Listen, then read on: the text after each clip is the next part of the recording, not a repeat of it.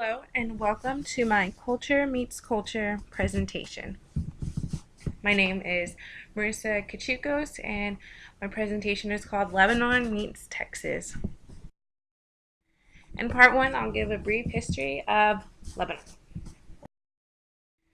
Before it was Lebanon, it was home to many nations, including Persians, Greeks, Romans, Arabs, Crusaders, Ottoman Turks, and the French.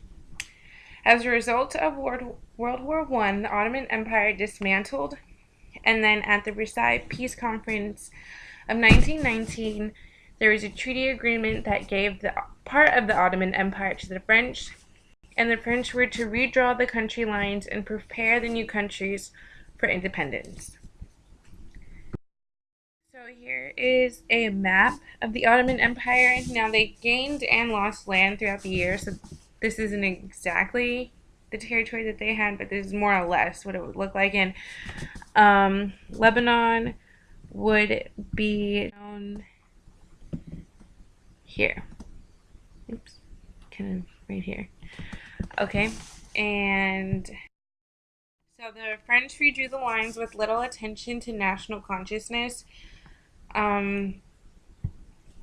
As you can see, there was a lot of people that were owning this territory, so there was conflicting nationalities because of since there were so many types of people living in this area. And as a result, many conflicting groups of people were grouped together and forced to work together. Lebanon was a little bit of an exception to this because half the population at the time was Christian. There was a clear association with Christian communion and the Roman Catholic Church in Europe. So here is a map of Lebanon, and the capital is Beirut, which is right here. Zoomed out so you can kind of see where Lebanon is in respect to the rest of the Middle East. And Lebanon is right here. So this kind of gives you an idea of how small of a country it is and how it's surrounded by a lot bigger countries, and these countries greatly influenced Lebanon. And you can see why, since these other countries are right there. And then you zoom out more and you can see where the Middle East is in comparison to the rest of the world. And Lebanon is right here. And you can also see how it's also in the middle of these three continents. So you can see how it can be easily influenced by Africa, easily influenced by Europe, and it is a part of the Asian continent, which I'll show in the next. So here is the continent of Asia, and Lebanon is all the way over here at the outer edge. Again, this plays into the influence that all of these other cultures have on Lebanon. And we'll see that with the pop culture especially. Okay, and Lebanon became an independent republic in 1943. The conflicting nationalities, the conflicts within the conflicting nationalities increased, and there was religious persecutions, and this led to many people fleeing the country to escape these persecutions, as well as also trying to escape serving in the Turkish army. Here is a little bit of a timeline, what has happened since then. A civil war broke out and Syrian forces entered Lebanon to help them. Israel invades a number of times. A Shiite militant group was created, and a U.S. embassy was attacked in Beirut. Then there was an agreement that Syrian forces would lead Lebanese affairs. This was really important, and this caused civil war to end.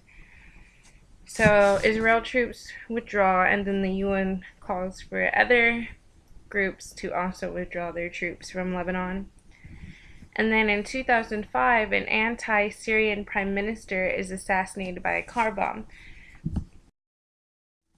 This is important because this leads to rallies in favor of Syrian occupation, and it also leads to rallies in favor of Syrians leaving. The group that wanted Syria to leave, I guess you could say, won because Syrian troops withdrew from Lebanon in 2005. In part two, I will talk about some of the current events in Lebanon. The current events in Lebanon can reflect what else is going on in the Middle East, and a lot of that right now is centered on the civil unrest in Syria.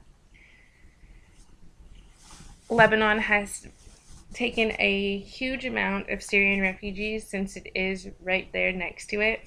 More than a quarter of the Lebanon population is Syrian refugees. And the refugees have been there since the start of the unrest.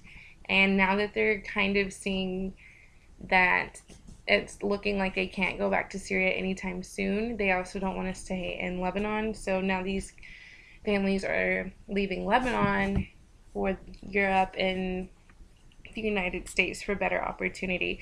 And it's understandable because Lebanon is such a small country in comparison to Syria. They don't have the manpower or the land to take in all these refugees, as you'll see in the next videos. The next video I'm going to show is from Vox, and it's kind of explaining what's going on in Syria. It's kind of complicated, so I'm only going to show a little bit of it, but I just want to get an idea of what's going on, and so that you can see how there's many webs of conflicting groups of people.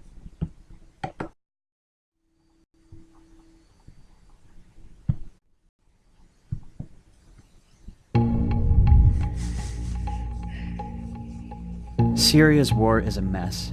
After 4 years, the conflict is divided between 4 different sides on the ground. Each side has different foreign backers, and those foreign backers don't even agree with one another about who they're fighting for or who they're fighting against.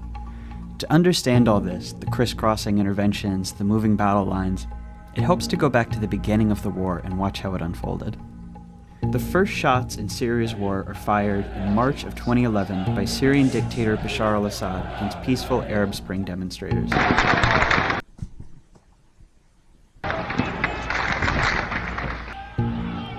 In July, some of the protesters start shooting back, and some Syrian troops even defect from Assad's army. Okay, and now in the next video, I'm going to show the effect that it's had in Lebanon. They're going to show you the refugee camps, and this is from ABC News.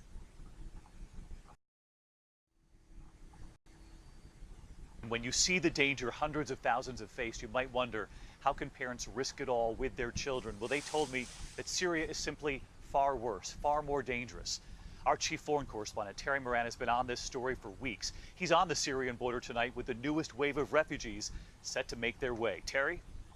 David, there are more than 1 million Syrian refugees in Lebanon, and today we came to the camps where so many of them live, and we saw why so many of them are now leaving. We drive an hour outside Beirut, down back roads, and out amid fields of beans, we find the camps. Hey, how are you? For so many children, this is the only home they have ever known. People here build their homes out of whatever they can find, just pieces of wooden boxes and crates. You see tarps, some of them provided by the United Nations, a screen here, even cardboard boxes. We pay a visit to Abu Ali. He's lived here for 4 years. And what did you think when you left, that you would go back soon? We thought all this crisis would last 4 or 5 months and we'd go home, he says. But here, his wife picks beans for about $7 a day. I would die 10,000 deaths for my children, she says. Abu Ali, father of 6, is now prepared to take his family on that dangerous journey to Europe in a few days. I must get out of here, he says, anyway, even the sea, even if it means death. By one estimate, 3,000 Syrians are leaving Lebanon every day, almost as if all at once they decided there's no going home again, only the hope of a better future, especially for the children. David? Terry Moran with us from the Syrian border tonight. Terry, thank you. And by the way, Germany has taken in more than any other country when it comes to refugees, bracing for 800,000 asylum seekers just this year. And in Washington, growing debate. Okay, so he was talking about how this was happening a little bit outside of Beirut.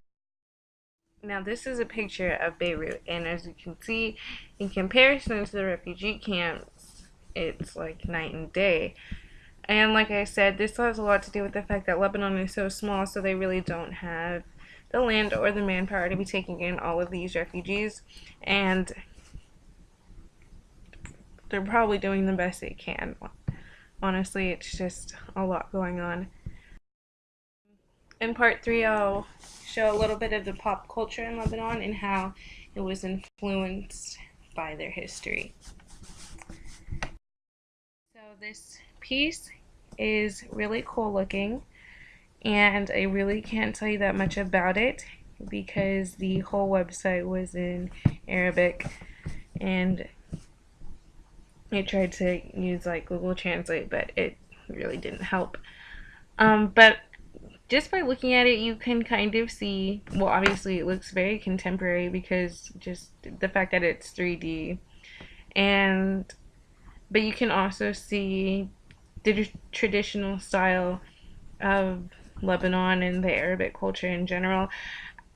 To me, at least, I can see it in the, like, I don't know what to call it, those like squiggle lines. It kind of looks a lot like how their language is written, and I just think it's kind of a cool piece overall. This is a book written by a famous Lebanese author, and this is a picture of her, and this is the book.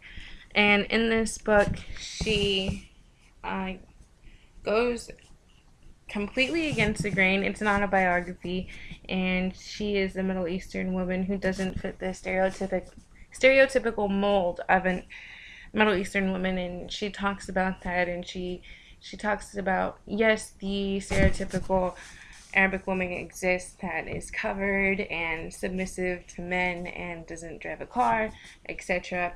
But she's saying that that is not the only type of Middle Eastern woman that exists, and that it's important that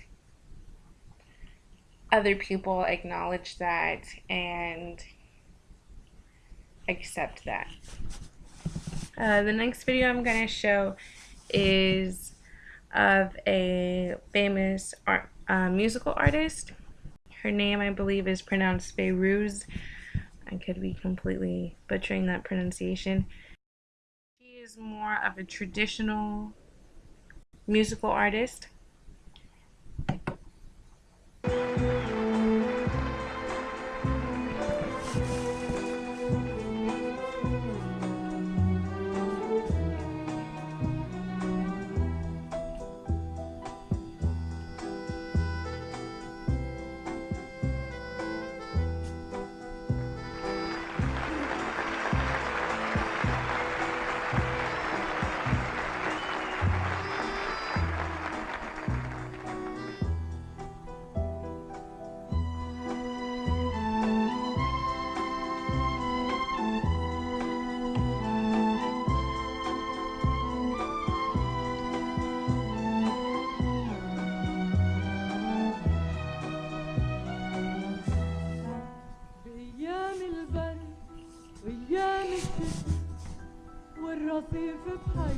The next video I'm going to show is of a current popular artist, and when I was watching this video, I was really just looking at the architecture, the instruments they were playing, the clothes that they were wearing, the sound of the music, and I was kind of looking for that influence from Asia, from Europe, and from Africa, since those, and I was also looking at the empires that occupied them before, like the Ottoman Turks, the Persians,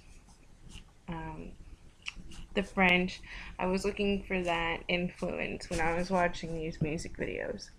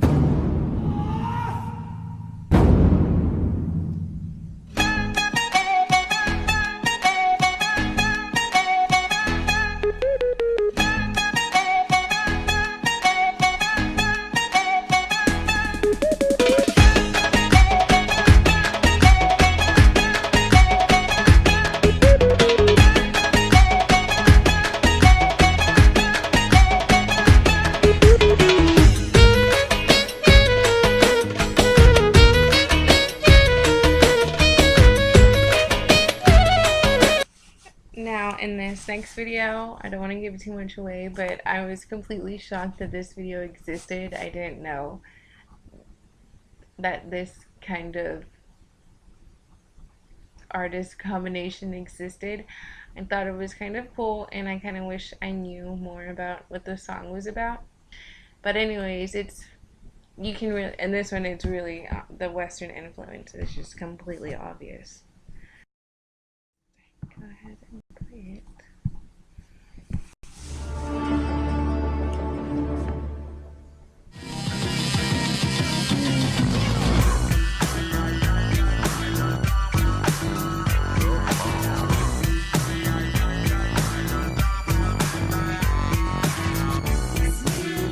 والله مش ذنبي ان صاحبك جاب لي السفر فجأة. انت اتفقت معايا النهارده ان احنا رايحين ناكل سوشي، ها؟ سوشك الله يرحم.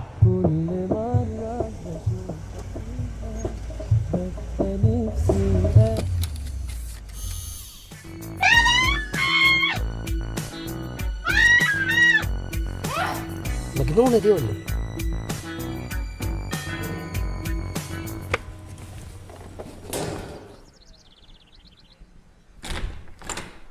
اوه سنو حبيبي تامر. حبيب قلبي، اتفضل يا معلمي.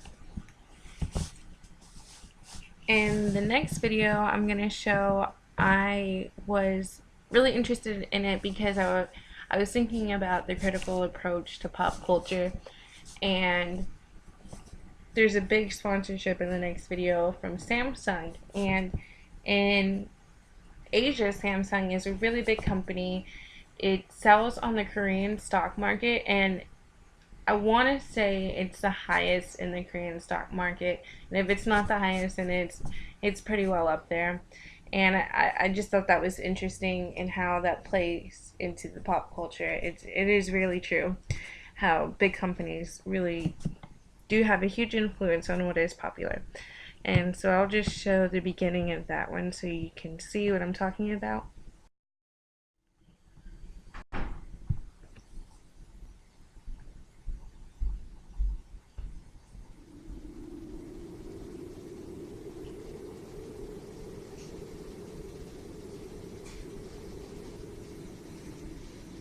الغرام المستحيل.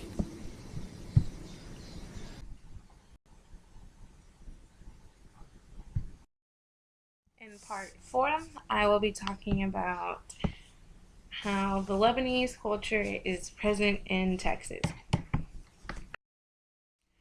So the exact number of early immigrants from Lebanon is uncertain before 1920 because Lebanon didn't exist before then, and anyone coming from that general area was just simply listed as Turkish in the U.S. Census.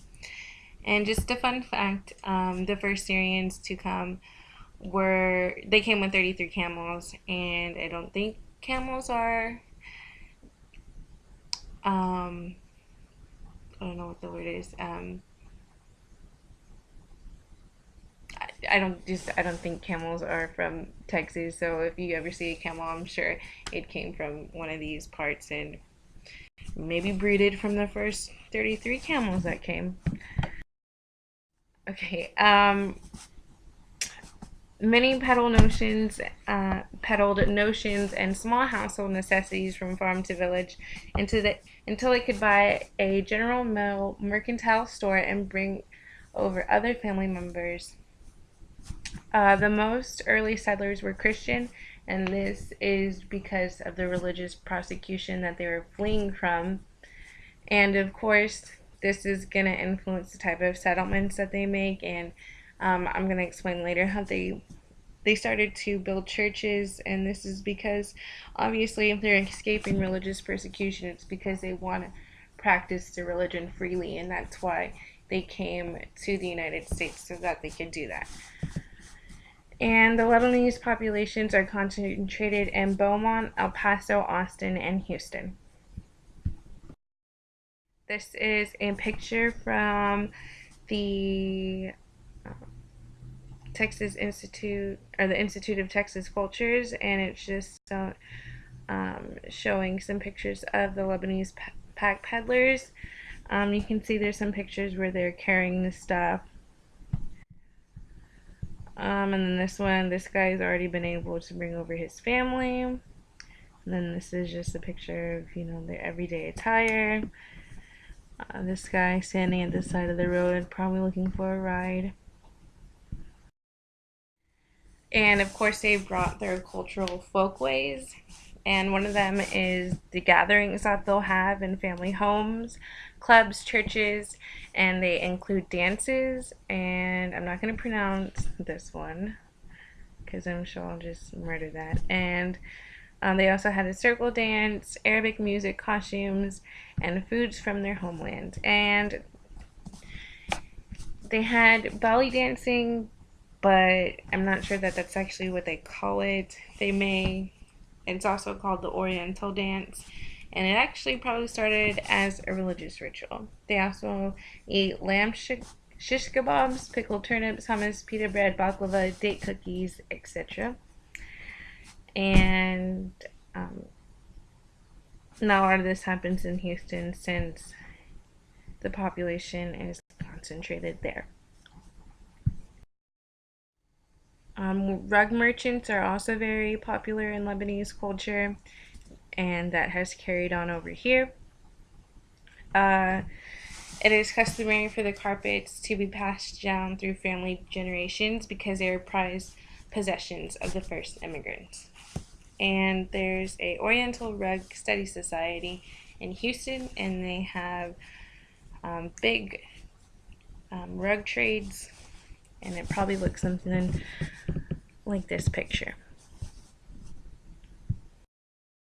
And like I said, they established churches, the first one being the St. George Syrian Orthodox Church in El Paso, followed by St. George Maronite Catholic Church in San Antonio, and then followed by the St. Elias Orthodox Church in Austin.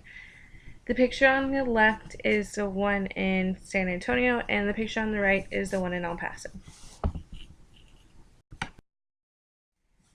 This is a picture of their scriptures written in Arabic. This is a picture of some of the artifacts from the Mass.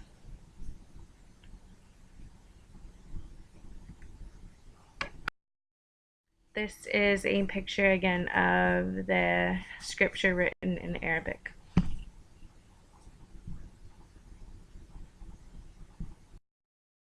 And these are just a couple of the many events centered around the Lebanese culture.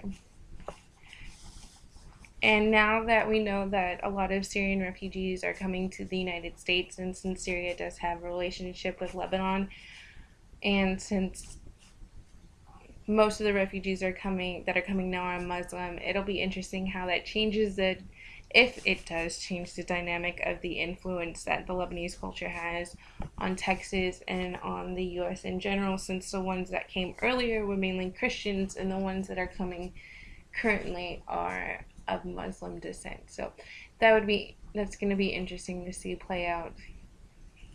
Anyways, thank you for watching my presentation. The links to the YouTube videos and I showed. These are the websites I use to gather information, and including my visit to the Institute of Texas Cultures.